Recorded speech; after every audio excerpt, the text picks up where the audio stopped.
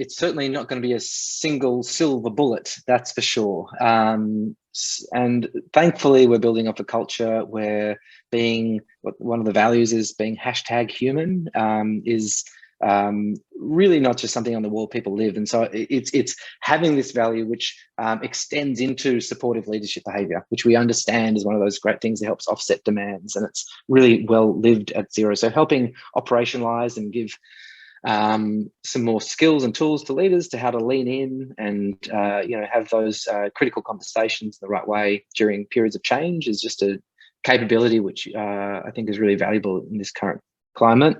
So I think generic capabilities like that go a long way, and specifically leaning in and having what makes up people's experience of work. And these conversations aren't new, but people are in increased meeting load since COVID, and increased screen time and distracted by technology, and maybe not having enough time to do their deep work and focus and really make that unique contribution. And so we're partnering with some cognitive psychologists to establish some baselines in these areas and rolling out interventions that looks at really clever ways to lean into improved meeting load and how to reduce meetings, intelligently, how to increase deep work and focus time, looking at some both team and organizational level interventions in that area, and looking at prioritization, both at an individual level and of course organizationally, looking at how to get really crystal clear on what you have to do each day, develop that sense of control.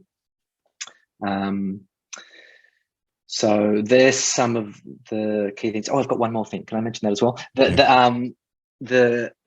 I suppose in a high change environment, one of the strategies, so that we're looking at, in addition to support, protect, and promote, the strategy looks at an individual level, like me, at a team and community level, we, and at an organizational level, us. So all of those things I mentioned and the wellbeing are more systemic in nature. The wellbeing climate sits in that sort of like that team element, really like helping to identify and lean into people's experience of work at a team level.